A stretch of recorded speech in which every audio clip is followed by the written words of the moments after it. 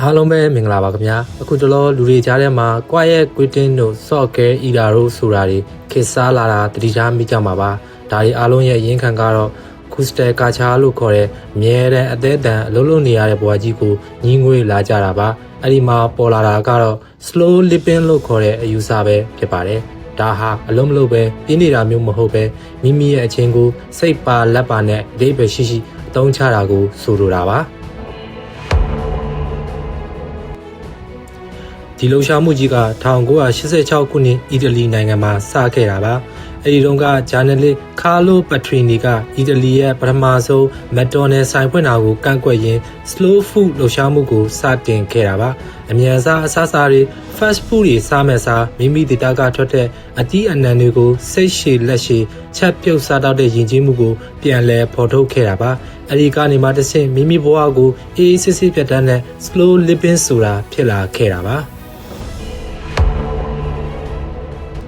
ဘဝကိုဖြည်းဖြည်းချင်းဖြတ်တန်းတာဟာပျော်စရာကောင်းရုံတင်မကပဲကျန်းမာရေးအတွက်လည်းအများကြီးအထောက်အကူပြုပါတယ်။အမြဲတမ်းစိတ်ဖိစီးနေတာဟာခေါင်းကိုက်တာအိမ်မပြောတာအစာချေစနစ်ပျက်စီးတာတွေကနေနောက်ဆုံးစိတ်တက်ကြတာနဲ့စိုးရိမ်လွန်ကဲတာတွေအထိဖြစ်ပေါ်စေနိုင်လို့ပါ။ slow living ကိုจิตသုံးခြင်းအပြင်ဒီပြဿနာတွေကိုရှော့ချနိုင်ပါတယ်။ပညာရှင်ကတ်သလင်းဒီပေါ်ပြောတာကတော့ slow living ဆိုတာဟာအလုပ်တွေအများကြီးရှိနေရင်တော့ဒီအလုပ်တွေကြားမှာတတိရှိရှိနဲ့တည်တည်ငြိမ်ငြိမ်နေထိုင်တာလို့ဆိုပါတယ်။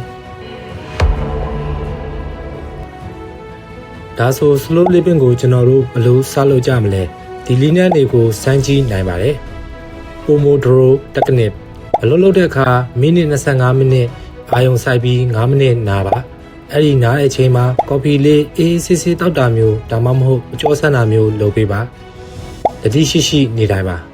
သွားတိုက်နေတဲ့အချိန်မှာတော့သွားတိုက်စီအရသာ breath ရဲ့အတန်တွေကိုအာရုံစိုက်ပြီးဒီအခိုက်အတန့်လေးမှာအပြည့်အဝရှိနေပါအစားအသောက်ကိုအာရုံစိုက်ပါတစ်ပတ်မှာအနည်းဆုံးတစ်နှစ်လောက်တော့ကိုယ်တိုင်ချက်ပြုတ်ပြီးအရသာခံစားကြည့်ပါ9မိနစ်ငြိမ်သက်ခြင်းအလုပ်တွေအရန်များနေရင်တော့9မိနစ်လောက်ဖနှက်ချုပ်ပြီးမျက်ခင်းပေါ်မှာလက်လျှောက်တာဒါမှမဟုတ်ဒီအောင်ကြီးခံယူတာမျိုးကလည်းတင်းရဲ့စိတ်ကိုအများကြီးအပန်းပြေစေပါတယ်တခုရှိတာက slow living ဆိုတာအစပိုင်းမှာစိုးရိမ်စေanxiety တောင်ဖြစ်စေနိုင်ပါတယ်အမြဲအလုပ်လုပ်နေတဲ့အုံနောက်ကရုတ်တရက်ငြိမ်သက်သွားတဲ့အခါကဏမငြိမ်ဖြစ်တတ်လို့ပါဒါပေမဲ့အဲ့ဒီငြိမ်သက်မှုတွေထက်မှာကိုကိုပြန်တွေ့အောင်စူးစမ်းရှိပါဒါဟာလူချမ်းသာတွေမှာလွတ်နိုင်တဲ့အရာမဟုတ်ပါဘူးမိမိရဲ့နေ့စဉ်အမှုကျင့်လေးတွေကိုပြောင်းလဲယုံတင်စလုပ်လို့ရပါတယ်ဘဝကိုဖြတ်တန်းတာဟာရှုခင်းလှလှလေးရှိရဲ့လမ်းမှာကားမောင်းရတာနဲ့တူပါတယ်အမြန်နှုန်းတရားနဲ့မောင်းရင်တော့ပန်းနိုင်ကိုမြန်မြန်ရောက်နိုင်ပေမဲ့လမ်းဘေးကလှပတဲ့တောင်တန်းတွေနဲ့ပန်းခင်းတွေကိုမြင်ရမှာမဟုတ်ပါဘူး